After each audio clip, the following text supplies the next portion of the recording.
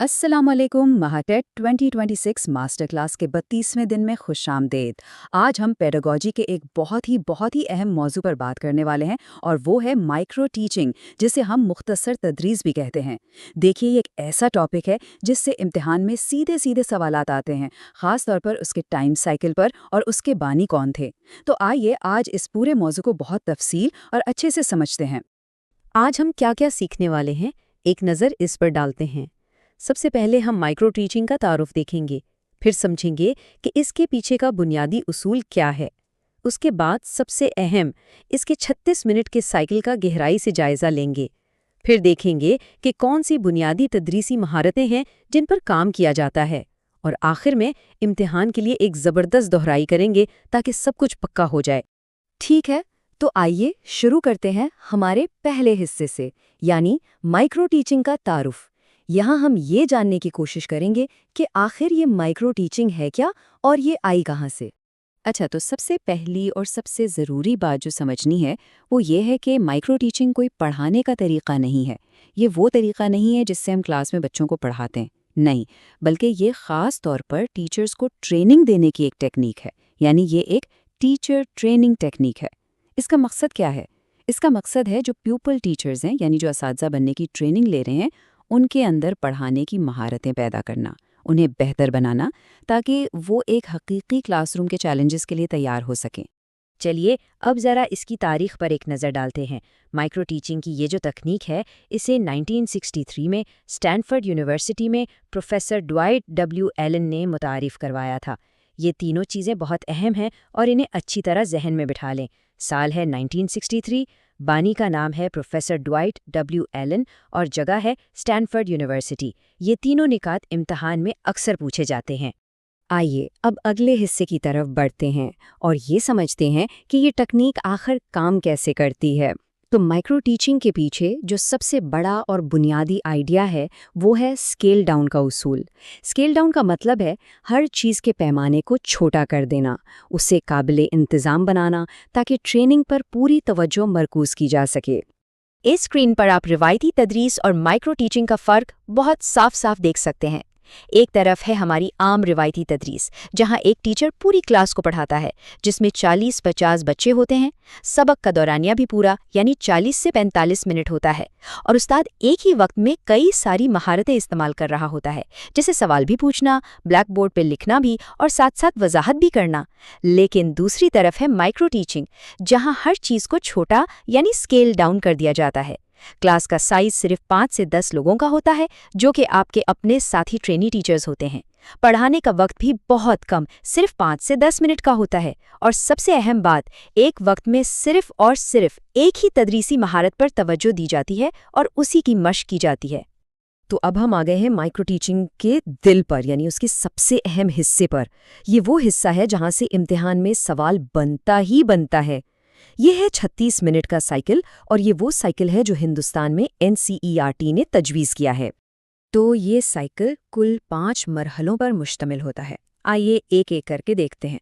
पहला मरहला है टीच, यानी तदरीस, जिसके लिए 6 मिनट दिए जाते हैं। इसके बाद दूसरा मरहला है फीडबैक, यानी आपको राय दी जाती है, उसके लिए भी 6 मिनट होते हैं। फिर आता है तीसरा मरहला रीप्लान, यानी दोबारा मंसूबाबंदी, और इसके लिए 12 मिनट मिलते हैं। याद रहे, ये इस साइकिल का सबसे तवील मरहला है। इसके बाद रीटीच, यानी दोबारा पढ़ाना, इसके लिए 6 मिनट हैं। और आखिर में री फीडबैक, यानी दोबारा राय लेना, जिसके लिए भी 6 मिनट है। तो अब अगर हम इन सबको जमा करें तो 6 जमा 6 हुए 12, 12 जमा 12 हुए 24, 24 जमा 6 हुए 30, और 30 जमा 6 हुए 36, कुल 36 मिनट।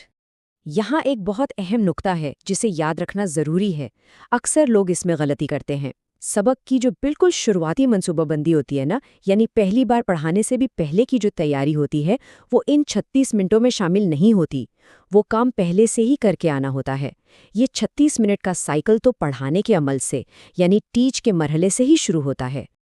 अच्छा, तो हमने पूरा प्रोसेस तो समझ लिया, लेकिन अब सवाल ये है कि इस प्रोसेस में हम कौन सी महारतों को बेहतर बनाते हैं।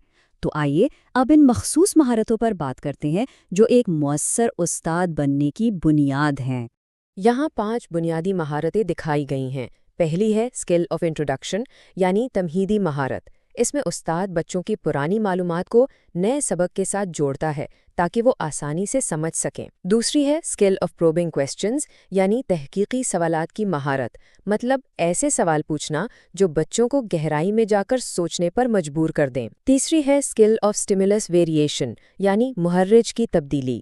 اس کا مطلب ہے کہ استاد اپنی آواز کا اتار چڑھاؤ، اپنے اشارے اور اپنی حرکات استعمال کر کے کلاس کی دلچسپی کو بنائے رکھتا ہے۔ چوتھی ہے skill of black board writing, یعنی تختہ سیاہ کے استعمال کی مہارت، مطلب بورڈ پر صاف، واضح اور صحیح سائز میں لکھنا۔ اور پانچویں ہے اسکل آف ری انفورسمنٹ، یعنی تقویت کی مہارت۔ جب کوئی بچہ صحیح جواب دے تو اس کی حوصلہ افزائی کرنا، جیسے بہت اچھے یا شاباش کہنا۔ ٹھیک ہے جی، اب ہم آ گئے ہیں اپنے آخری حصے کی طرف۔ یہ حصہ خاص طور پر اس لیے بنایا گیا ہے تاکہ امتحان کے لیے ہم جلدی سے سارے اہم نکات کو دہرا سکیں اور انہیں اپنے ذہن میں پکا کر سکیں۔ یہ ایک جملہ مائکرو ٹیچنگ کے پورے تصور کا خلاصہ ہے۔ مائکرو ٹیچنگ اساتذہ کی تربیت کا وہ سائنسی عمل ہے جس میں تدریس کو چھوٹے اور قابل کنٹرول حصوں میں تقسیم کر دیا جاتا ہے تاکہ ایک استاد کو کلاس روم کے حقیقی چیلنجز کے لیے تیار کیا جا سکے۔ اسے سائنسی عمل اس لیے کہتے ہیں کیونکہ یہ بہت منظم ہے اور اس میں فیڈ بیک کی بنیاد پر بہتری لائی جاتی ہے۔ اور یہ ہے ٹاپر کی چیٹ شیٹ۔ اگر آپ کو امتحان سے پہلے صرف ایک چیز دیکھنی ہو تو وہ یہ ہے۔ آئیے اسے ایک ایک کر کے دہراتے ہیں۔ بانی کون ہے؟ Dwight W Allen. سال اور جگہ کیا ہے؟ 1963 اسٹینفورڈ یونیورسٹی۔ یہ کس کے لیے ہے؟ زیر تربیت اساتذہ کے لیے۔ اس کا بنیادی اصول کیا ہے؟ Scale down teaching. کل وقت کتنا ہے؟ NCERT کے مطابق 36 منٹ۔ اور سائیکل کی ترتیب اور وقت کیا ہے؟ Teach 6 minute, feedback 6 minute, replan 12 minute, reteach 6 minute اور ری فیڈ بیک 6 منٹ۔ اب آتے ہیں ایک چھوٹے سے کوئز پر تاکہ سب کچھ یاد رہے۔ پہلا سوال، مائکرو ٹیچنگ کا تصور سب سے پہلے کس نے پیش کیا؟ سوچئے۔ جی ہاں، جواب ہے پروفیسر ڈوائٹ ڈبلیو ایلن۔ دوسرا سوال، مائکرو ٹیچنگ کا آغاز کس سال اور کس یونیورسٹی میں ہوا؟ یاد ہے آپ کو؟ بالکل صحیح، 1963 میں اسٹینفورڈ یونیورسٹی میں۔ سوال نمبر 3، کیا مائکرو ٹیچنگ اسکول کے بچوں کو پڑھانے کا ایک طریقہ ہے یا یہ اساتذہ کی ٹریننگ کی ایک تکنیک ہے؟ اس کا جواب تو بہت واضح ہے، یہ اساتذہ کی تربیت کی ایک تکنیک ہے۔ سوال نمبر 4، ہندوستان میں NCERT کے مطابق مائکرو ٹیچنگ سائیکل کا کل وقت کتنا ہے؟ ہم نے ابھی حساب لگایا تھا۔ جی، کل 36 منٹ۔ اگلا سوال، سوال نمبر 5، مائکرو ٹیچنگ سائیکل کے کس مرحلے کو سب سے زیادہ وقت دیا جاتا ہے؟ یاد کیجئے۔ بالکل صحیح، دوبارہ منصوبہ بندی یعنی ری پلان کو، پورے 12 منٹ۔ سوال نمبر 6، مائکرو ٹیچنگ میں ایک وقت میں کتنی تدریسی مہارتوں کی مشق کی جاتی ہے؟ جواب بہت سادہ ہے، ایک وقت میں صرف ایک مہارت کی۔ سوال نمبر 7، وہ کون سی مہارت ہے جس میں بچوں کی پچھلی معلومات کو نئے سبق سے جوڑا جاتا ہے؟ اسے کہتے ہیں تمہیدی مہارت یا اسکل آف انٹروڈکشن۔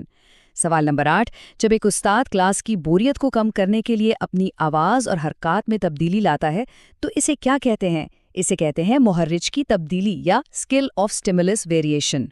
سوال نمبر 9، ایک بچے کو اس کے صحیح جواب پر شاباش یا بہت اچھے کہنا یہ کس تدریسی مہارت کا حصہ ہے؟ یہ ہے تقویت کی مہارت یعنی اسکل آف ری انفورسمنٹ۔ اور ہمارا آخری سوال، مائکرو ٹیچنگ کو اسکیل ڈاؤن ٹیچنگ کیوں کہا جاتا ہے؟